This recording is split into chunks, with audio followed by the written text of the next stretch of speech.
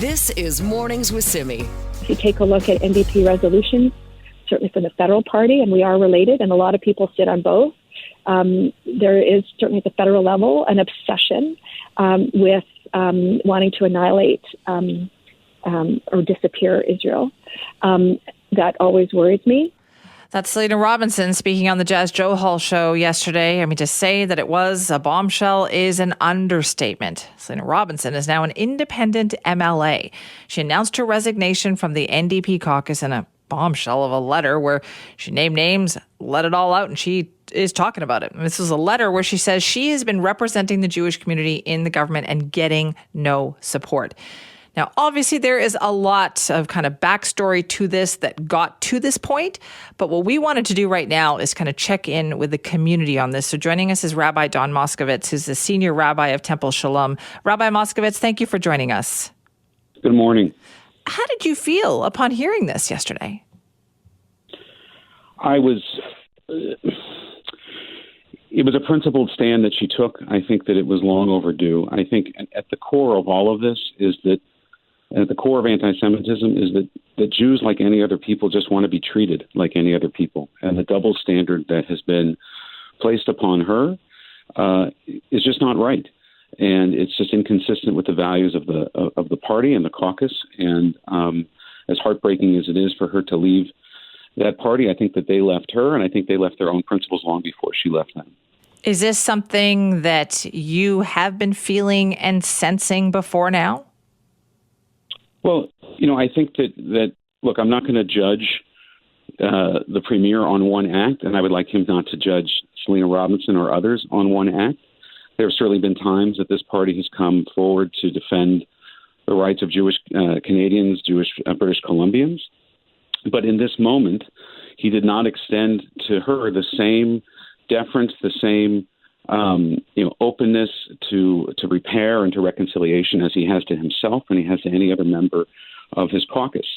And so that's a double standard. And that's anti-Semitism. Jews just want to be treated like everybody else. This goes all the way back to none is too many. Treat us like everybody else. Treat him like he would like to be treated himself. I mean, I think that's the golden rule, but he didn't apply it in this instance to this member of his party, of his government. So, Rabbi, are you concerned about what happens now, though, without that voice, without Selina Robinson's voice, not just in the caucus, but at the cabinet table? Yes, very much so. Not only because she's a member of the Jewish community, but because that voice is a voice that spoke up for LGBTQ rights, for mental health issues, for disability. She was a principled and conscious voice around the table that I think all British Columbians benefited from. And now we have lost that voice. We, all of us, not just Jews, but the entire province have lost that voice. Has anyone reached out to you from the party, from the government, in the last few months to talk about these issues? We have had conversations. I don't want to go into specifics, but we have had conversations. Those conversations are ongoing. And I would go back to what I said before. I don't want to judge the premier on one act, on one mistake that I believe he's made, nor should he judge any other individual on one mistake that they have made. But he did in this instance. I'm prepared to extend to him, as is my community, I believe, that same benefit of the doubt that he hasn't been able to extend to Selina Robinson. Have there been other MLAs, other people, other politicians, Rabbi Moskovitz, that you think should be sitting down and talking about these issues? Yes. I mean, look, she names names in her letter. Yes. We know what that means, right, in political circles. You don't do it unless you have the receipts. And so, these acts are well known. They're documented. They're things that happened in the public space. And, those people, if they are as they continue to be in positions of leadership, need to acknowledge and apologize for what they have done. We've accepted some of those apologies, but some of those things, are still out there. Some people are still in positions of influence and authority without having dealt with the harm that their previous statements have caused to our community. Rabbi Moskovitz, what have the last few months been like for you? They've been horrible. They've been absolutely horrible. Myself and my community are reliving a generational trauma that I didn't grow up with.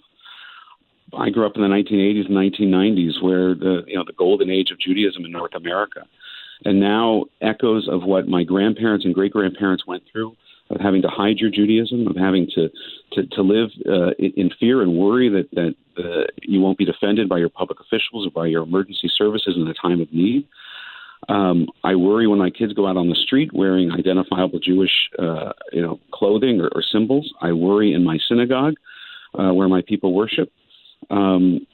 And I worry for the future of the Jewish people. Israel is an integral part of my Jewish identity. It's not just a place physically, it's a place spiritually that's been part of our people since the beginning of Judaism, 3,500 years ago. It's inseparable from who I am, and yet the world wants to separate me from it. I find it so interesting that you say you called the 80s and the 90s kind of the golden age of Judaism. I grew up in that era too, so I kind of get what you're saying there, but can you explain that? What do you mean by that? So growing up in that time, we thought we had defeated anti-Semitism, or at least pushed it into the corners, right? You had Soviet refuseniks being finally released from the Soviet Union and able to emigrate to Israel and to North America. You had the flourishing of Jewish culture and identity. You had a sense of safety and security, a world understanding that Jews had been a persecuted people. I mean, let's not forget the word genocide was literally invented because of what happened to Jews in the Holocaust. The word didn't exist until then. And so there was an understanding and empathy of what had been historically done to my people couldn't be done anymore, and that we would learn from that for all people. The never again was not just about Jews, but it should never happen to anyone again. And here we find ourselves with anti-Semitism, 67% increase in British Columbia alone since October 7th. And it feels like we're never again is now, and we're living the 1930s and 1940s all over again. What happened? At least the precursors to that. What went wrong? Look, I have realized that anti-Semitism has always been there. It never went away. But when you peel back that thin veneer of civil society, when you allow rhetoric, when you allow anti-Semitism to go unanswered, and you allow it to become the new norm, then it takes root and takes hold. And we know that about any other type of racism or bigotry or bias as well. If you allow that to become the new standard, if you allow people to say terrible things about other people and you don't question it, you don't challenge it, then that becomes the new level of discourse. And we haven't been doing that enough. And when we have been doing it, we often group anti-Semitism with all other forms of racism.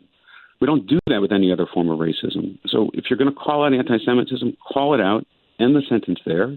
Call out Islamophobia, call out anti-LGBTQ stuff, call it anti-black racism or indigenous racism, and let it be its own thing.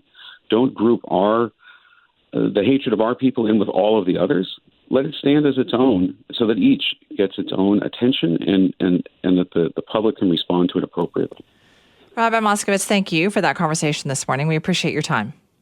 Thank you for having me. Thank you. That is Rabbi Dan Moskovitz, who's a senior rabbi of Temple Shalom, talking about the impact on the community that this discussion is having right now with Selina Robinson sitting as an independent MLA, quitting the NDP caucus, and essentially pointing fingers, naming names in a letter as she was leaving, saying that she wasn't supported, the Jewish community wasn't supported, and she feels like excuses have been made for people who have been anti-Semitic in the NDP caucus. Obviously, there is more to come with this story. Will the premier say, okay, you know what, let's find out what really happened. Let's get an investigation going, as Vaughn was pointing out earlier, or will they try to sweep this one under the rug? That's what we're going to be watching for.